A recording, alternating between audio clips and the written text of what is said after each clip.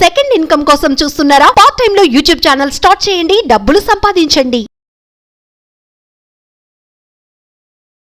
నమస్కారం సురేష్ గారు. నమస్కారం అండి నాగరాజు గారు.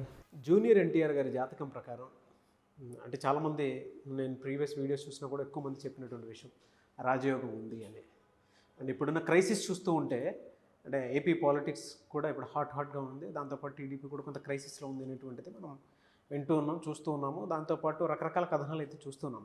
సో దాన్ని బేస్ చేసుకొని చెప్తున్నాను, అంటే ఈ టైంలో ఆ పార్టీకి జూనియర్ ఎన్టీఆర్ అవసరం ఉంది అనేటువంటిది కూడా బలంగా సోషల్ మీడియాలో కూడా కొన్ని అంశాలు చక్కర్లు కొడుతూ ఉన్నాయి. సో దాన్ని బేస్ చేసుకుని వాళ్ళ ఈ జూనియర్ ఎన్టీఆర్ గారి జాతకం ఏ విధంగా ఉండబోతుంది అసలు, అంటే వచ్చే పాలిటిక్స్లో ఆయన పాత్ర ఏ మేరకు ఉంటుంది అండ్ ఎప్పుడు అందిపుచ్చుకునే అవకాశం ఉంటుంది అనుకోవచ్చు మనం.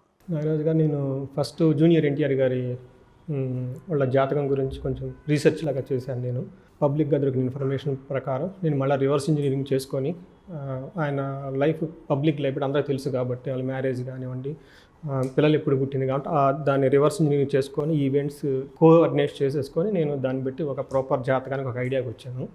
దాన్ని బేస్ చేసుకొని వాళ్ళ జాతక చక్రంలో ఏమేమి హైలైట్స్ ఉన్నాయి, ఏమేమి యోగాస్ ఉన్నాయి అవన్నీ చూశాను, అవి మీకు చెప్తాను. అంతేకాకుండా వాళ్ళు పొలిటికల్గా కనుక ఎంట్రీ చేస్తే ఏ టైం బాగుంది, దానికి సంబంధించిన వాళ్ళకి ఆ రాజయోగాలు అవన్నీ వాళ్ళ జాతకం సెట్ అవుతుందా లేదని కూడా నేను చూశాను. సో ఆ విశ్లేషణ మీకు క్లుప్తంగా చెప్పడానికి ట్రై చేస్తాను. సో మనం ఫస్ట్ వాళ్ళది డేట్ ఆఫ్ బర్త్ చూస్తే 20th May 1983, ప్లేస్ వచ్చేటప్పటికి హైదరాబాద్, టైం వచ్చేటప్పటికి 11:46 PM. టైం చూసిన లగ్నం వచ్చేటప్పటికి మకర లగ్నం కింద మ్యాచ్ అవుతుందండి. సో ఇక్కడ నేను 2 చార్ట్లు తీసాను. ఫస్ట్ చార్ట్ D1 చార్ట్ అంటారు, ఓకే, కొండలి. రెండోది D9 చార్ట్ అంటారు అనమాట, నవాంశ చార్ట్ అంటారు అనమాట. ఈ రెండు ఎప్పుడు కంపేర్ చేసుకొని చేస్తూ ఉంటారు అనమాట. సో ఇక్కడ ఫస్ట్ వచ్చేటప్పటికి వీళ్ళది ఫస్ట్ చక్రంలో వాళ్ళకి లగ్నం వచ్చేటప్పటికి మకర లగ్నాన్ని సూచిస్తూ ఉంది. ఇందులో చాలా ఇంట్రెస్టింగ్ అయిన పాయింట్స్ ఉన్నాయి. ఇందులో ఆస్ట్రాలజికల్ పాయింట్ ఆఫ్ వ్యూలో చూస్తే కనుక ఫస్ట్ ఇంట్రెస్టింగ్ పాయింట్ ఏమిటంటే శని వీళ్ళ ఈ జాతక చక్రంలో మోస్ట్ బాగా పవర్ఫుల్ ప్లానెట్ ఏమంటే శని. ఆ శని వాళ్ళకి 10th హౌస్లో కూర్చొని ఉన్నారు. సో 10th హౌస్ వచ్చేటప్పుడు ప్రొఫెషన్ కానివ్వండి, రిప్యుటేషను, మనకు కావాల్సిన పొజిషను, ఈ లైఫ్ బిగినింగ్ నుంచి ఎండ్ వరకు అసలు ఆ వ్యక్తి ఏమేమి పనులు చేస్తే ఎలాంటి రిప్యుటేషన్ వచ్చే దాని గురించి రిప్రజెంటేషన్ చేస్తూ ఉంటుంది. ఇందులో కూర్చున్న శని స్థానంలో కూర్చొని ఉన్నారనమాట. బెస్ట్ రిజల్ట్స్ ఇస్తారనమాట. మాస్ ఫాలోయింగ్ కానివ్వండి, ఆయన అటెన్షన్ అనగానే అటెన్షన్ పొజిషన్లో ఒక 1000 మంది వచ్చేస్తారు. అంత మహా శక్తి ఉంటుంది అనమాట ఆ ప్లానెట్కి. ఇది మనకి పంచమహాపురుష యోగాలు అని చెప్పేసి ఒక 5 మంచి ఎన్ని యోగాల్లో ఒక 5 యోగాలు ఉంటారు. అందులో శశాయోగం అనేది ఉంటుందన్నమాట. ఈ యోగం ఏమైనా శ్రీరామచంద్రుడిమూర్తికి కూడా ఉందన్నమాట. ఈ యోగం ఉంటే కనుక ఉన్న గొప్ప శక్తి ఏమంటే ఎదుటి వాళ్ళు ఒక పొజిషన్లో ఉంటే ఆ పొజిషన్ నుంచి తప్పించి ముందుకు రాగలిగే ఒక కెపాసిటీ ఉంటుంది ఈ శశాయోగం. మన రాముడిని చూసుకున్నా కానీ వాళ్ళు సుగ్రీవులు ఒక పొజిషన్ తప్పించేసి అలా సింహాసనం మీద కూర్చోబెడతారు. మనకి ఈవెన్ రామరావణ యుద్ధంలో కూడా అంతే కదా, రావణాసుని తప్పించేసి వాళ్ళు పొజిషన్లో కూర్చోబెడతారు. సో అలాంటి ఒక పొజిషన్ తప్పించి ఒక గొప్ప కెపాసిటీ ఉంటుంది. పొలిటీషియన్స్కి చాలా ఇంపార్టెంట్. ఆల్రెడీ ఎవరో ఒకళ్ళు ఆక్యుపై ఉంటారు ఆ పొజిషన్లో, వాళ్ళు మంచి చెడయో చేస్తూ ఉంటారు. ఈయన వచ్చేటప్పటికి వాళ్ళని డిపోజ్ చేయాలంటే ఈ యోగం చాలా యూజ్ అవుతుంది. నెంబర్ 2 వచ్చేటప్పటికి వీళ్ళకి ఇంకొకటి కూడా బాగుందండి, సన్ సెకండ్. ఇది సెకండ్ వచ్చేటప్పటికి సన్. పొలిటిక్స్కి కావాల్సిన ప్లానెట్ ఏమంటే సూర్య భగవానుడు. ఒక అధ్యక్షుడు పద్ధతి నిర్వహించాలని కానివ్వండి, జనాలు కేర్ తీసుకోవాలని, ఎందుకంటే సన్ నవగ్రహాలకు ఆయన అధిపతి. సో మనకి జీవకారకుడు, ఆరోగ్యకారకుడు, మనం లివ్స్ని కాంచి సన్ లేని ఏ పని చేయలేం అనమాట. అలాంటి రెండో స్ట్రెంత్ ఆయనకి ఇచ్చేది ప్లానెట్ అంటే సన్ అనమాట. తర్వాత వీళ్ళకి హౌస్లో వచ్చేటప్పటికి మనకి భావాలు అంటారు. సెకండ్ హౌస్ వచ్చేటప్పటికి ఫస్ట్ హైయెస్ట్ స్ట్రెంత్ ఉందండి. సెకండ్ హౌస్ దీన్ని చూపిస్తున్నట్టు ఫ్యామిలీని చూపిస్తుంది. మనకు తెలుసు ఆయన ఏ ఫ్యామిలీ బ్యాక్గ్రౌండ్ నుంచి వచ్చారని. సెకండ్ హౌస్ స్పీచ్ని చూపిస్తూ ఉంటుంది అనమాట. చాలా ఆయన మాట్లాడితే ఎంత ఎమోషనల్గా ఎంత కనెక్ట్ అయిపోతారని మనకు తెలుసు అనమాట. చిన్న వయసులో ఉన్న డైలాగులు చెప్పడం కానివ్వండి, చాలా ఎర్లీగా పొలిటికల్గా ఒక అడ్వర్టైజ్మెంట్ చేయడం కానీ, క్యాంపెయిన్ చేయడం కానీ, పొలిటికల్గా ఎంతోమంది జనాలు రావటం, ఆ సెకండ్ హౌస్ చాలా స్ట్రాంగ్గా ఉందన్నమాట. సెకండ్ హైయెస్ట్ స్ట్రాంగ్గా ఉంది అంటే 10th హౌస్. 10th హౌస్ వచ్చేప్పుడు మనకు చెప్పాను కెరియర్ గురించి కానివ్వండి, ఇంకోటి గురించి. మనకి చిన్నప్పటి నుంచే మూవీస్లో యాక్ట్ చేయటం, చాలా యంగ్ వయసులో సెన్సేషనల్ బాక్స్ ఆఫీస్లో రికార్డ్ చేయటం, ఇవంతా 2 వాళ్ళకి బాగా స్ట్రెంత్ అండి. ఒకటి సెకండ్ హౌస్, రెండోది 10th హౌస్. మనకి అది రియల్ టైంలో కూడా చూస్తున్నాం, వాళ్ళ ఏ బ్యాక్గ్రౌండ్ నుంచి వచ్చారు, వాళ్ళ కెరీర్ ఎలా ఉంది అనేది అనమాట. తర్వాత ఇందులో వచ్చేటప్పటికి మనం చెప్పుకోవాల్సిన ఒకటి ఇంపార్టెంట్ పాయింట్ ఉందండి. మనకి జూపిటర్ వచ్చేటప్పటికి ఇది చాలా ఇంపార్టెంట్ పాయింట్ ఇక్కడ ఉందండి. మీరు గురు అది వాళ్ళకి 11th హౌస్లో ఉంది, అంటే 11th హౌస్ లాభస్థానాన్ని చూపిస్తుంది. అది ఇక్కడ గురువు వాళ్ళ ఓన్ వర్గాలు ఉంది. ఇదే ప్లేస్లో ఇక్కడ మళ్ళీ గురువు ఉంది చూడండి, నవాంశాలు కూడా. వృశ్చిక రాశిలో ఇక్కడ D1లో గురువు ఉన్నారు, అదే వృశ్చిక రాశిలో మళ్ళీ D9లో కూడా ఉన్నారు. 2 చార్ట్లో ఒకటే ప్లేస్లో ఒక ప్లానెట్ ఉంటే అది ఎలాంటి స్టేజ్లో ఉన్నా కానీ బెస్ట్ రిజల్ట్ ఇస్తుంది అనమాట.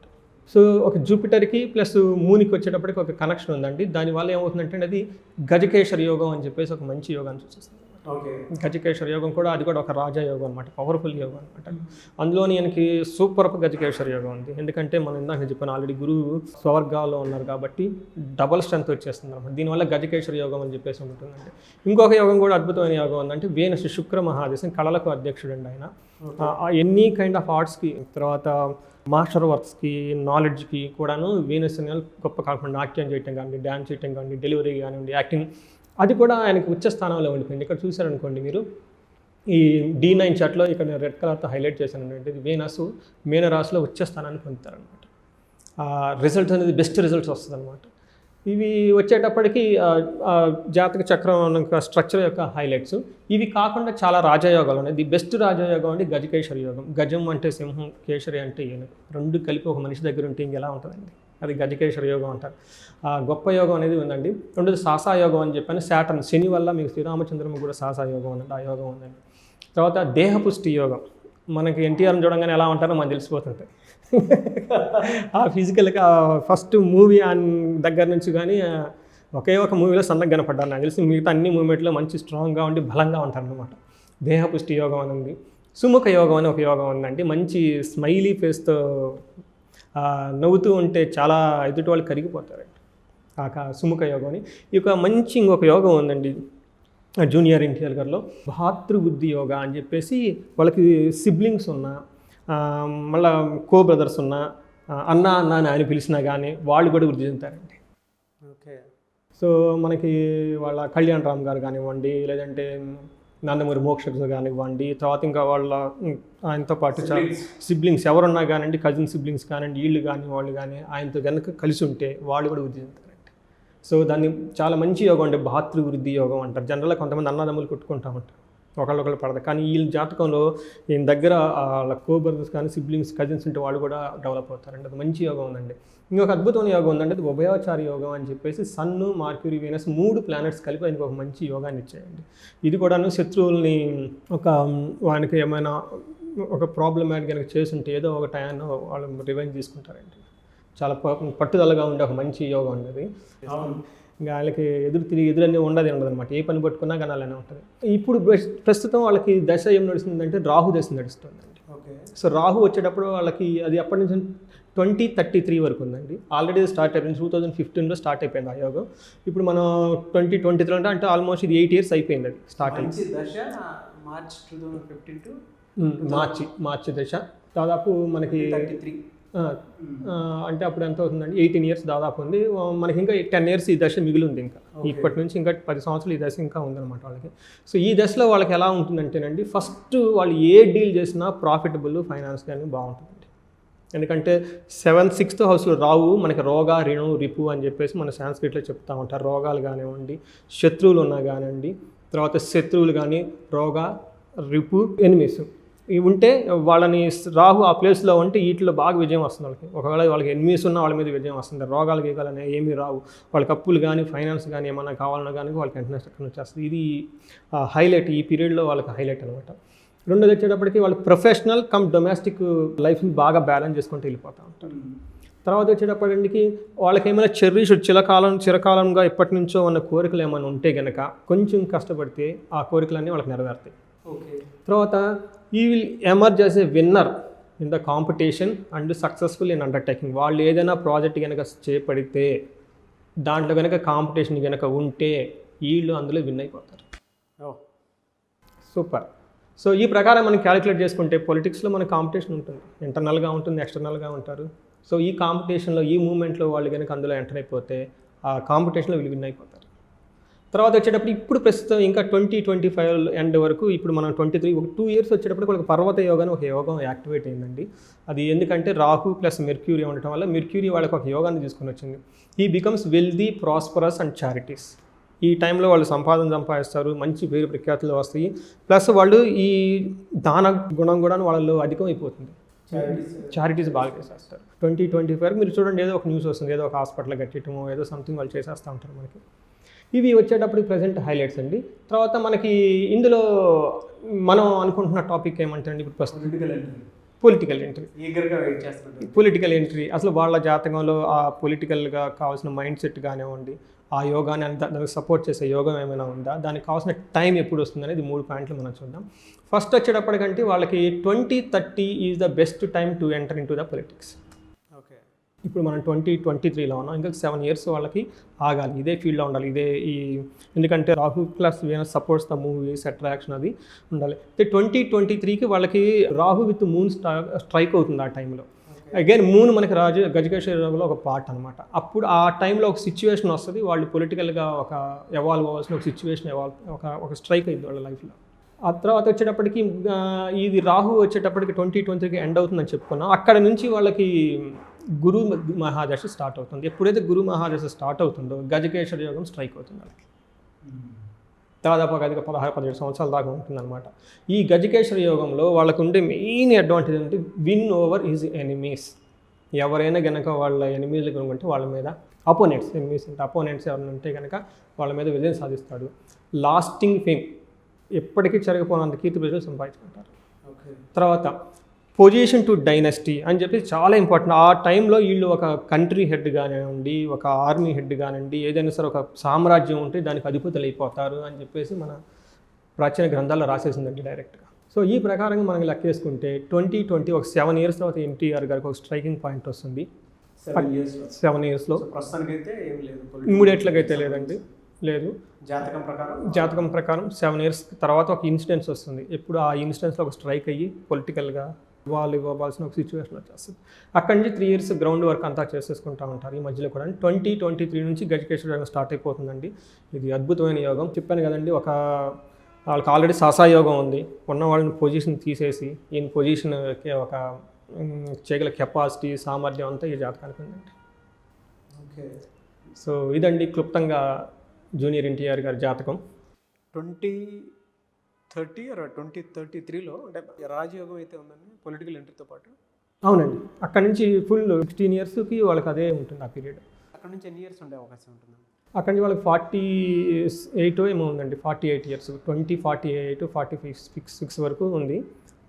16-17 years వరకు ఇదే యోగం ఉంటుంది వాళ్ళకి. ఈ మధ్యలో ప్లానెట్స్ మారుతూ ఉంటాయి. గురుదశ మెయిన్గా ఉన్నా కానీ మధ్యలో ప్లానెట్స్ ఉంటాయి. ఎప్పుడు గురువు చంద్ర వచ్చినప్పుడు పీక్లోకి వెళ్ళిపోతారు. గురువు మళ్ళీ శని వచ్చినప్పుడు అది ఇంకా బాగుంటుంది. 2 యోగాలు యాక్టివేట్ అవుతాయి. ససాయోగం యాక్టివ్ అవుతుంది, గరికేశ్వర యోగం, 2 డబల్ యోగాలు ఉంటుంది. ఒక నవర్లకు పడేసి అదే 2 యోగాలు కలిసిన అట్లాంటి కాంబినేషన్స్ వస్తూ ఉంటాయి అనమాట. ఈ గజకేశ్వర యోగంలో డిఫరెంట్ వెరైటీస్ వస్తాయి అనమాట. 2-3 సార్లు 2-3 రాజయోగాలు కలిసి కాంబినేషన్ అయినప్పుడు ఇంకా పీక్ స్టేజ్కి వెళ్ళిపోతారు. సో అదండి క్లుప్తంగా. ఇంకా చాలా ఉన్నాయి యోగాలు, చాలా మంచి టైం మనకి లేదు, నెక్స్ట్ వీడియోలో చూద్దాం. అయితే చాలామంది అపాయింట్మెంట్ కోసం అని చెప్పేసి అడుగుతూ ఉంటారు, లేదా వేదిక ఆస్ట్రాలజీ నేర్చుకుందాం అనుకున్నటువంటి వాళ్ళు ఉంటారు. అటువంటి వాళ్ళు మిమ్మల్ని అప్రోచ్ అవ్వాలి అంటే ప్రాసెస్ ఏంటి? సరే, ఈ స్క్రీన్ మీద కనిపిస్తున్న నెంబర్కి ఫోన్ చేయండి. నా ఉద్దేశం మెయిన్ ఇది హోలిస్టిక్ సైన్స్. ఓకే, వేదాల్లో చెప్పిన దైవ జ్ఞానం, ఋషి పరంపర జ్ఞానాన్ని దీన్ని అందరూ నేర్చుకోవాలని నా ఉద్దేశం. నేను ఇక్కడికి వచ్చి సెలబ్రిటీస్, పొలిటీషియన్ అనాలిసిస్ చేయటం కూడా ఏమంటే దీని ద్వారా ఎలా యాక్యురేట్గా మనం చేసుకోవచ్చు, దీని ద్వారా వాళ్ళకి ఆ సబ్జెక్ట్ మీద ఒక ఆథెంటిసిటీ, ఒక నమ్మకం కలిగేసి వస్తుంది. రెండో విషయం ఏమందంటే ఇది ఆథెంటిక్గా నేర్పే వాళ్ళు కూడా ఉండాలి. సో అది నేను దానికి ఇనిషియేట్ తీసుకొని అందరికి నేర్పుదామని. కన్సల్టేషన్కి రాండి ఫస్ట్. నెంబర్ 2, దానికంటే ముందు కూడా మీరు ఈ సబ్జెక్ట్ నేర్చేసుకోండి. మీరే ప్రతి ఇంట్లో కూడా ఒక వేదిక ఆస్ట్రాలజర్ ఉండాలి, ప్రతి ఇంట్లో కూడా ఒక వాస్తు పండిట్ ఉండాలి. సో ఎక్కడో మనకి ఇంకా ఎన్నో పురాతన గ్రంథాలు ఉన్నాయి, అవన్నీ బయటకు తీసి రీసెర్చ్ చేసేసి కాంటెంపరీగా ఉన్న వాటిని ఎగ్జాంపుల్స్, గ్రాఫిక్స్, డిజైన్స్ అన్ని చేసి ఆ లిటరేచర్ అంతా బయటికి తీసుకొని రావాలని కూడా ఒక ఆలోచన ఉంది. సో వేదిక హెరిటేజ్ కల్చర్ని ఇంప్రూవ్ చేయాలని. సో ఈ ఫోన్ చేసి మీరు కోర్స్ నేర్చుకోవాలన్నా, కన్సల్టేషన్ కావాలన్నా కానీ రావచ్చు. Thank you so much Suresh గారు. థ్యాంక్స్ అండి నాగరాజ్ గారు. చూసారు కదండి ఈ వీడియోపై మీ అభిప్రాయం కమెంట్ బాక్స్లో పోస్ట్ చేయండి. ముఖ్యంగా మీరు కనుక సురేష్ గారిదే వేదిక ఆస్ట్రాలజీ తరపున ఆన్లైన్ కన్సల్టేషన్ అయినా సరే, వేదిక ఆస్ట్రాలజీ నేర్చుకోవాలనుకున్నా కూడా స్క్రీన్ మీద మీకు కాంటాక్ట్ నెంబర్ కనిపిస్తుంది, దాన్ని మీరు కాల్ ఆర్ మెసేజ్ వాట్సాప్ చేసి అపాయింట్మెంట్ తీసుకోవచ్చు, ఎన్రోల్ చేసుకోవచ్చు. అండ్ ఈ వీడియో లైక్ చేయండి, షేర్ మాత్రం తప్పకుండా చేయండి. ఇలాంటి మరిన్ని వీడియోస్ కోసం మా ఛానల్ ఫాలో అవ్వండి. Thank you.